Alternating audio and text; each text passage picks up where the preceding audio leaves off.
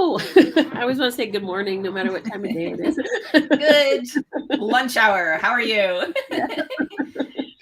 So, for everyone that doesn't know, this is Erin Lynes from Aramid Air Academy, and she's going to talk to us today about the Iron Paws stage race and dog pulling sports. So, Erin, can you give us just like the 30,000-foot overview of who you are, where you grew up, etc.? Sure, yeah. So I grew up in Saskatchewan, actually, and sort of in the waterfowl hunting area, which is a small town called Shelbrick. So everybody there hunted ducks and geese, and so our family had Labrador retrievers, of course. And being that hunting season is only a couple months of the year, you're always looking for other things to do with your dogs. And I was a wee tot in the family at that point. My dad used to go into the big city in the winter for obedience classes for something to do with the dogs in the winter, in the off season. So being the tag along to obedience classes when I was too young to participate was sort of my introduction to formal dog sports. And then fairly shortly after that, we discovered as a family sled dog racing.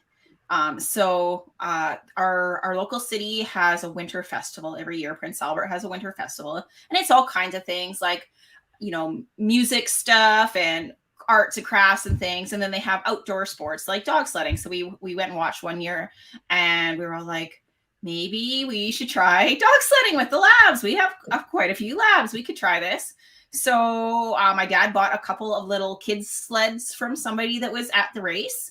And because this is exactly how you should get into dog sports, we entered the next race the next weekend with our dogs. After a couple evenings of practicing on the driveway with them. So we knew they could pull sleds. And we went to the race in Christopher Lake, and I had a 2-dog team with a black and yellow lab, and my little sister had a 2-dog team with 2 black labs. And we ran in the junior event race, and her dogs were amazing and fast and just took off running all over the place at high speed, and mine sort of trotted around waving to the crowd, wondering who was going to give them some cookies. But it was so fun, and the mushers at the event were, they were so excited to see kids in the race, and they were so like shocked to see labs at the race. And they were, really good and helpful about showing us what equipment we were using that we had kind of made up in that week to try and get ready for the race, what was safe, what wasn't safe, what we should change, where to get proper equipment and that sort of thing. And it sort of snowballed from there. So within a year or two of that, we had real racing Alaskan Huskies, and we're competing a lot more seriously. And it eventually became to the point where as a family, we were pretty serious about sprint racing and kind of doing the circuit. So I did still have some labs on my team pretty much throughout the whole time that I was racing as a junior musher. But we did lots of like pretty big important races on that prairie circuit. So I was the 4-dog oval champion, Canadian champion, which was held at a small town in Saskatchewan. I won the world's biggest 4-dog race at the time, which was located at Manitou Beach. There was a lot of entries in that one. It was a super fun race. And I've had lots of wins and victories and points accumulations in different sled dog races. So nowadays I don't compete as seriously in sled dog racing. I'm back to just having labs, and we train and sort of prepare ourselves for that level of sprint racing, like the speed. They love the speed and stuff. However, I don't go out on the circuit anymore. I've got too many other things going on, but we like to compete in some virtual races, and we'll probably run our local race this year, which is the Barkerville Gold Rush Mail Run. That's what we're shooting for at the end of February. It's a good time of year for us this year, and I'm trying to get ready for that. So that's sort of the the overview of my history of participation in sled dog sports. And I'll just tell you that having been out of dog sledding for a few years while I was in university and working real jobs to pay for my university and that sort of thing, I didn't realize how much I missed it until I got back into it. And it's just like, I know that people listening to this will understand when you're like, just need to do this dog sport. It's like a sick addiction. But it really is. And it's like I just spent the whole morning planning my day today so that I got my dogs watered at the right time so that when we go for a run later, they're optimally hydrated. And like yesterday, I prepared the trail, so everything is good to go for today. It just kind of like, it's like you're always thinking about it a little bit. So so that's kind of where my brain is at with dog sledding and dog power sports. So in the meantime, I've also become a professional dog trainer. I took the Karen Pryor Academy certified dog training course a few years ago. I'm a certified Canafit instructor. So that's for Canicross, teaching groups of people and their dogs how to do Canicross. And I've studied canine fitness and strength building and that sort of thing. So I've also, the most recent one is I became a family dog mediator, which isn't super related to dog sports. But I do work in the working and sporting dog division of family dog mediation. So that program is all about helping people let their dogs sort of express their natural dog behaviors and making sure that they are fitting in well with the family lifestyle and stuff, while you're also letting them get enough exercise and mental stimulation and all that kind of thing. So basically, my whole life revolves around dogs, Barb. I know you have a couple cats, though. I do have a couple cats. They are there to play with the dogs. They don't get to ride in the sled. One of them would probably really like that. The other one would probably leave. Like, this craziness has gone one step too far. And the moral of the getting into dog sports story is just jump in and do it. Yeah. As long as you know enough to be safe for your dogs and you're like willing and open to taking some advice from people who are more experienced, I think most of the dog sports community is pretty friendly and willing to help people who are definitely showing an interest. Yes. Yeah. So you want to give us a quick overview of what dogs you have now and the sports that you play? Sure. Like, I have a lot of dogs, so I won't name them all individually, but I'll kind of give you like a overview. So I like to do all the sports, and it's partly because of where we live. We have opportunities to do lots of different sports, but they're all kind of seasonal too. So for the most part, like, there's dock diving in the summer, and I have a dock diving pool, which is handy for those of us in this area. So we'll, when the water is not frozen, that's what we like to play. In the fall, we do lots of hunting with our dogs, so they get, hunting training. Winter sort of leads into dog sledding season, and we usually start preparing for that in the fall with doing some Canicross. For me, Canicross is sort of seasonal that way. Agility is another one of our summer sports. I do like to sneak in a little bit of rally and obedience and nose work when I have time and it fits into other things. However, I don't really train for those things as my primary sports anymore, just because there's a lot of other stuff going on. Now that I'm doing more training with other people, it sort of, it kind of limits the ability to do all the things too. But I have a whole pile of labs. My oldest one is Kimber, who is 14, and she's more or less retired. She would be up for a little bit of nose work, and she does still do some conditioning exercises and stuff like that to keep her fit. And when conditions are super perfect, she likes to go out shed antler hunting or grouse hunting. But she's at the point where she's like, I can also just, hang out and get free cookies. She's into that. And then my youngest dog is actually a beagle. He's the newest addition to the crew. He's about 7 months old now. And we don't really know what he's planning to do with his life, but he seems to really like agility type stuff. So it's probably going to end up in that direction. And being a beagle, obviously he has to do something with it, uses his nose. So we started a little bit of shed antler hunting with him. And when it comes sort of to be that time of the year, I'll probably start doing some nose work with him, because I think he'll really appreciate that. And I do have a dream of where I get him to pull a little kick sled, but he's going to have to wait another year and finish growing before I can do that with him. In between all of those dogs, the youngest and the oldest, I do have a bunch of labs who range in age from about a year old to all the way up to Kimber at 14. And the youngsters are the ones who do the bulk of the more adventurous work. So the dogs on my sled dog team right now, I've got 4 in training, and I plan to add in two others as the season goes, as I can get them trained up. So I've got Avi, who's 8, and she's one of my lead dogs. Venom is 3, and she's an all-star lead dog. She lives for dog sledding. That's her very favorite thing. And then my 2 wheel dogs currently are Cool Jam and Birdie, who is brand new. She just started doing it this week, but she's just one of those dogs that you can tell. I knew she was going to love this sport. We were just waiting for her to kind of get old enough and grown enough that she could try it. And yeah, she's running and pulling are her jam. So she's liking this whole new winter sport thing that we've introduced. So there's the overview, Barb. Well, that's cool. So we're also going to talk about Iron Paws stage race today. So there's lots of different things that you can do, obviously, with your dogs. And I know a lot of us are not in areas where there are things to do. So the Iron Paws is a good virtual race. So do you want to tell us a little bit about that? Yeah. So Iron Paws is amazing exactly because it is a virtual race and you can compete from basically anywhere you can get an internet connection.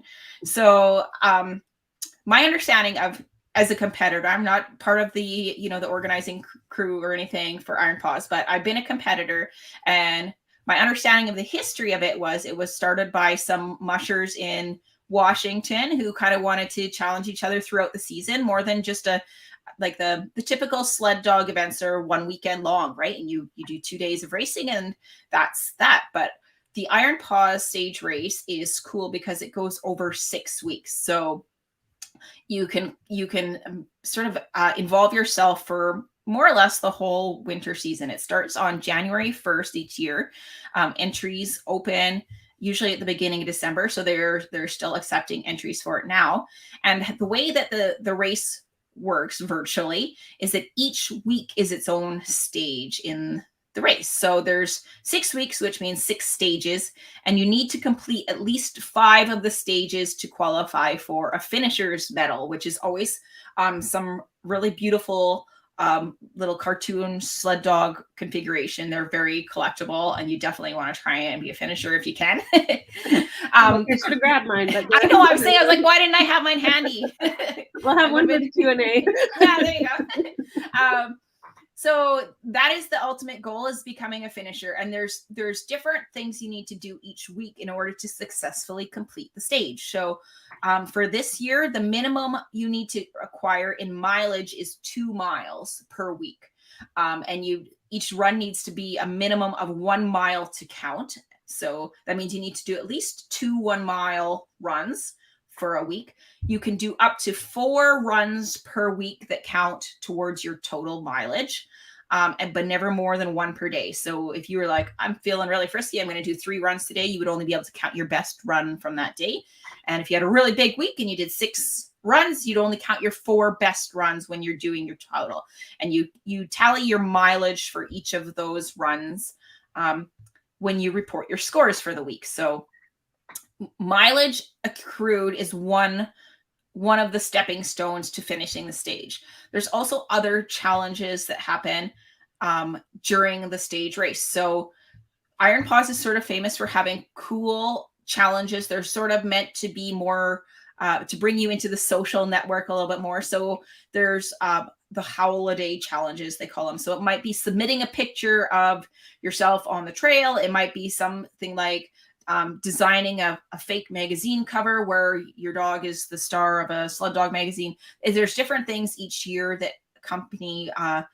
So you're not just working on your trail stuff, which obviously you want to get out there running with your dog, but you also have these ways to connect with the people that are also in the race and probably living in other remote places and maybe not having people to train with. They try to generally encourage mushers to get together with people reasonably close to them at least once during the stage race, and they usually offer bonus points for that. Sometimes that means you get bonus points if you volunteer at a sled dog race or compete in one, or you can organize a fun run with people. Maybe everybody drives 2 hours and meets up at a central location, and you go for a little run together, and you can get some bonus points for a social outing that way. So that to me is one of the reasons I really love Iron Paws. not only do you get 6 weeks of fun for your entry fee, not only does it cater to all different types of sizes and teams, and we can talk about that next if you want. And it also just, it sort of brings a little bit of extra community to people who enjoy this, doing the same thing with their dogs, and encourages you to get together and train together if you can, or if you're not, like, there's these virtual ways to connect. So that's pretty fun. Yeah. I did it 2 years with my guys, just in the Canicross recreational, I think it was called. And yeah, it was fun just to get out and, you know, hang with the other people. And we had some fun socials, and the online games are fun. And I found, because I don't like winter, it was just nice to, you know, motivate me to get outside with the dogs. I find it really makes winter go fast, and that might be a pro or a con depending on your look. But you're like, okay, I got to get my 4 runs in this week so I can get my maximum points, and all of a sudden it's the next week, and you're like, oh my gosh, now it's the end of February. So if you don't like winter, it'll help speed it up, and if you do like winter, you're gonna be doing all those fun things anyway, so you might as well, you know, get a little dog credit for it. Might as well get a medal for what you got to do anyway. That's right. Yeah. So what are the different sort of divisions? Good question. So you don't have to be just interested in dog sledding to be able to compete in Iron Paws. They have people participating from all over the world, even places with no snow at all. So you can do, and you only compete against people who are doing this similar activity to you. So there's, like you mentioned, Barb, a recreational Canicross division. So generally for people who plan to be walking at more of a walking speed while they're Canicrossing, there's like a more competitive Canicross division for the runners. And some of those people run an incredible amount of kilometers every week. They are hardcore. There's a ski joring division. There's I believe there's a bike joring division. The sledding divisions are split up by number of dogs. So the people who are running just one dog on a kick sled are competing with each other. The people who are running bigger teams, I entered the 5 or 6 dog category this year, so that's why I got to get a couple extra dogs trained up. So you're really competing against the people that have similar conditions and similar size teams to what you have. New this year, I believe it's new this year, they have 2 new divisions, which are kind of interesting. There's a summer pentathlon and a winter pentathlon division. And those are for people who like to do a lot of different sports and didn't want to be pigeonholed into only doing one type for all of their Iron Paws points. So for example, in the winter pentathlon, you have to get a quarter of your mileage from ski joring, a quarter from sledding, and a quarter, I believe, from Canicross. Let me just take a quick peek. It was really cool when I saw that one. Sled, skis, or on foot. So it could be snowshoe, Canicross, or hiking for the, and then the other quarter of your mileage can be your choice. So you still participate in all the virtual challenges and everything, but it's a little bit more, you'll be keeping tabs on how much mileage you put on in each division. And that's kind of cool, especially if you're from somewhere, like we struggle a little bit in this area sometimes where we have a whole lot of snow and then like the next week it all melts away and we don't have any snow. So if you have like an area where the conditions vary, maybe that is a division where you'd want to consider. You can plan your sledding miles for the times when you're going to have more snow, and your like canny hike miles for the drier times. Yeah, definitely in past years, cool. I would have made use of that category for sure. Yeah. Looks like we probably have enough snow this year that you're going to be able to. Don't you jinx it. So far, so good, but it is not January 1st yet. Yeah. You can get +9 for a week and we're toast. Oh, yes. Okay, so can you talk to us about what do we need to do to get ready if we want to try this year? Okay, so first thing I would do is go to the Iron Paws website and check out all the different divisions. So there's quite a few options. If you've already been training your dog for some sort of dog-powered sports, then you probably already have an idea of which division you'd want to compete in, and you can just check and make sure that you're going to be able to complete all those requirements. If you haven't already started training, I would recommend probably entering into the recreational Canicross, because you can train your dog while you're like on the trails and accumulating points for this. So they don't have to be fully trained to qualify, right? It's something you can do while you're in progress. And I've done that in past years too, where I decided to make it a training year. And that's super fun too. It's a kind of a special feeling when you get a finisher's medal at the end and your dog now knows a new sport, what they didn't know at the start of the 6 weeks. So that's pretty cool. So you want to make sure you've got all the equipment you need to get started. Make sure you, I think you pretty much need to be on Facebook to do Iron Paws to get all the social points, because they use the Facebook group for doing some of the challenges that way. So get yourself all logged in on there and hooked up. And other than that, you don't need a whole lot. There's the entry form and all the rules right on the Iron Paws website. And I think Barb will probably hook you up with all the details on how to specifically enter that. But you don't need to have a whole lot more than that. It's pretty user friendly. Cool. Okay, so let's say we're starting with Canicross. Yeah. So what specific skills would you want to be training your dog? So pulling is the goal. You as in order to qualify to be in any sort of Canicross race, like the Iron Paws divisions, your dog needs to be attached by a harness to your waist belt. So it's important that you have the right gear. You need to have a well-fitting harness for your dog. You need to have a proper belt for yourself. And if you're new to this, I promise that having a really good belt makes all the difference in whether you enjoy this sport or not. So don't just wing it and get whatever. Get a belt that is built specifically for Canicross and that fits you well, and use that, and you'll be thankful that you did. You'll also need the line that goes between you and your dog. And then basically, if you have a dog that pulls on the leash, you already know how to do Canicross. It's very user friendly. You're going to inspire your dog to stay on the trail. That's one thing we want to do, is have a visual trail where your dog knows where to go. So don't just go out into an empty field and hope that they're pulling you in the right directions. Go use your trails and sidewalks and that sort of thing for this sort of training. And you're going to just let them gradually feed out the line so that they are ahead of you and pulling on their line. When my dog is first learning, I like to keep one hand on the line itself, so that if they're sort of darting around erratically, I can kind of help control that, and I'm not tripping over the line or anything like that. Because it's winter and because you're holding onto a rope, you may want to have a glove on that hand. That's safety advice. But generally speaking, what you're trying to do is maintain consistent pressure as your dog is pulling.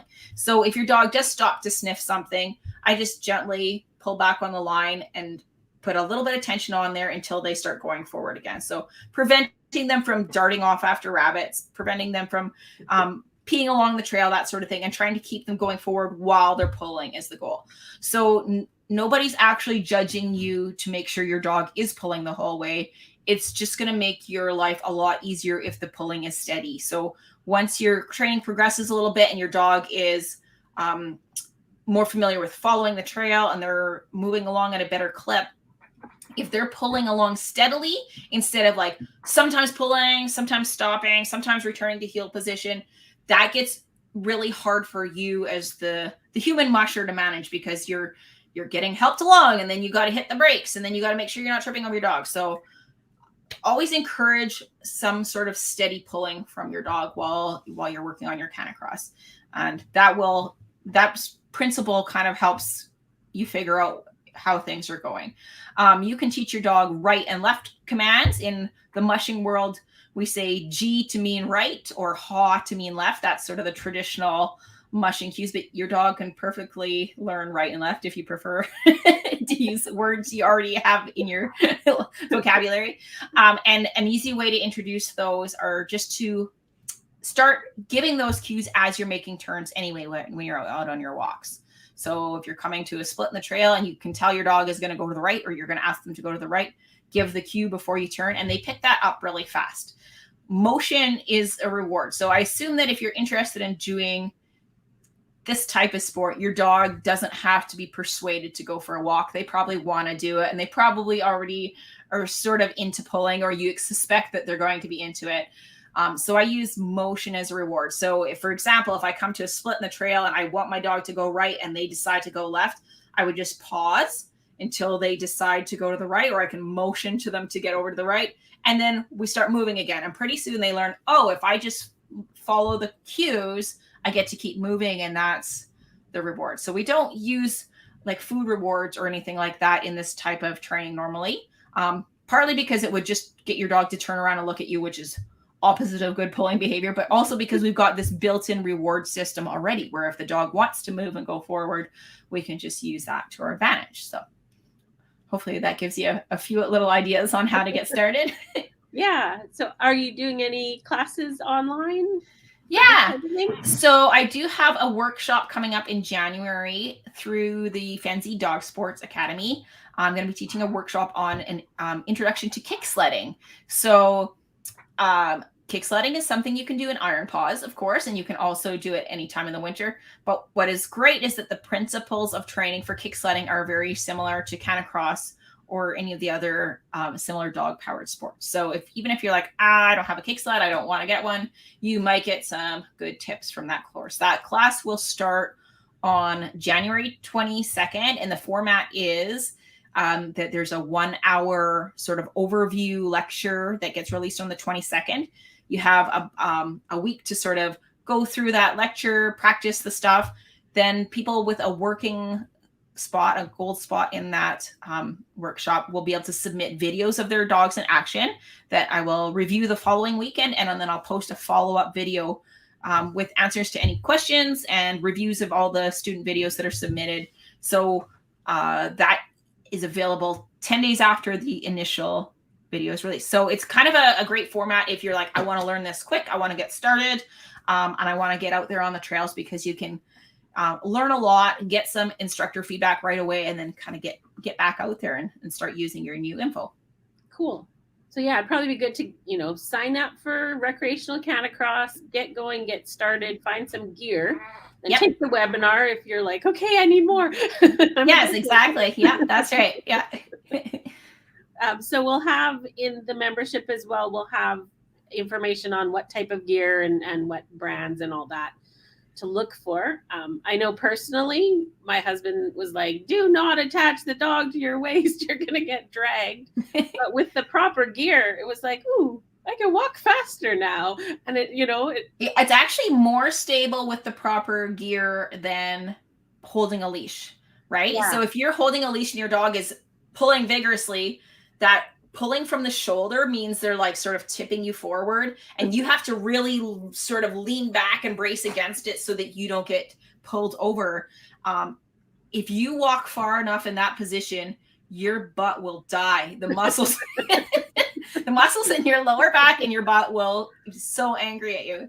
But if you attach them to a belt and just use your hand a little bit while you're learning to help with the rope, with the steering and stuff, it makes all the difference, because like you said, they're pulling you forward. So every time you take a step, you're moving like a couple inches further than you would on your own. It's like free labor. Right. Your dog's helping you along. Yeah. Yeah. But the proper gear is absolutely essential to that difference between feeling sort of scared and unstable versus like, oh my goodness, like this is so much more fun and efficient than walking by myself. Yes. Cool. What did we miss? Anything else? I think what you want to know for Iron Paws is that you do want to get signed up before December 30th. I think it's possible to sign up late, but what happens is there are going to be bonus points opportunities, usually on New Year's Eve, that you want to be able to take advantage. That the event officially starts on January 1st, but that December 31st is usually a bonus day that you can take advantage of. And then it sets you up to get familiar with all the rules and all the stuff so that you're ready to go and you get a running start for that first stage. You get, I think we talked about it before, is there's 6 stages and you only have to complete 5 of them to get a finisher's medal. So somewhere in there, if you're not feeling well and you have to take a week off, your dog hurts their paw, or you are going to Mexico for a week and you're just not going to be able to run for a week, you do get to miss a week without forfeiting your finisher's medallion. but you don't want to use that like because you entered late, right? So save that that bye week for when you may or may not need it. Like And if you do happen, yeah, yeah, there you go. If you do happen to actually still finish all the 6 weeks and you never needed to use your bye week, what happens is your lowest scoring week gets dropped instead. So your top 5 scores or your only 5 scores, depending on the scenario or what is used for your final scores. So in addition to getting a finisher's medal, if you happen to be in the top 3 participants for your division based on your points that are scored by how you participated in the social stuff and the virtual challenges, as well as your mileage and how it's calculated for your class, you would also get a placement medallion. I think, I'm not sure, I can't remember if the placement medallions are separate from the finisher's medallions or if they're just like a slightly fancier version of, but it's very coveted because it's hard to be in the top 3 in such a big event. So shoot for the stars and be really impressed with yourselves if you get to that point. Yeah, what I like about it is you can compete with yourself. Like for me, it was just like, okay, I'm getting out with the dogs every week. Or if you are hardcore, like compete with the rest of the world and see where you come out. I know we've had some local people do really well. Yeah, exactly. Yeah. I'm kind of the same as you, Barb. As for me, it's like inspiration to keep going steady. And even when conditions aren't great, I want to, find a way to get my miles in. So when I might otherwise say, oh, forget it, I'll just do agility this week and not do dog sledding, it's too slippery out there, I might say, okay, well, I'm going to go a few miles down the road and find a better trail and get my miles in. And I don't finish every year because it's not a gimme. Iron Paws is meant to be a bit of a challenge, right? It's not, you don't just show up and get your medallion. You gotta do the stuff. But it is doable for everybody if you have the time and the commitment to do it. So yeah, it's, I think if you get a finisher's medallion in it, you can be pretty proud of yourself for what you've accomplished. And they have special rules for old dogs too. Do you know those off the top? Or yeah. So there's an old dog division, which requires only 1 mile a week. And it's sort of set up for dogs who are kind of semi-retired or maybe aren't able to run with your team or run your usual mileage anymore. What is the age limit? Let me just see if I can find it. There might not be a specific age. It might be just for dogs. It's sort of an honor system anyway. So if your dog is like physically not capable, maybe they've even got a handicap, they can run in that particular division. And it's nice to get some special recognition for the dogs who still want to play but can't do the full workload anymore. Yeah. Yeah, I think Toby got the old dog division. So it might be like 7 or 8 years old. I can't remember. There is a special notation for sure for dogs that are over 7 and a separate one over 10 that also complete the regular Iron Paws. So there's 2 different ways to kind of I guess your dog wouldn't do both. They would either do the old dog division or get the special recognition for being older and finishing the regular Iron Paws. Yeah. Yeah. So I'll get all of that information into the membership as well. We'll have a Q&A later near the end of the month. So make sure and get your questions. You can write them out and I can get them to Erin ahead of time or show up for the Q&A. We'll pick a time and that'll be posted in the group as well. Anything else, Erin, that you can think of? I just hope I get to see all your members out in the in the Iron Paws stage race. It's really fun. If you're new to it, that's totally cool because there's always lots of people who are brand new that we all have our very first year at it, and people are super, super friendly and willing to help you sort out all the virtual challenges and stuff. And you've got a good support system built in here with the club too. So yeah, hope to see you out there. And I would just say, don't be scared to try it because like I have 0 experience. I hate winter and it's fun. Okay, so we will let you go and you'll find this in the portal.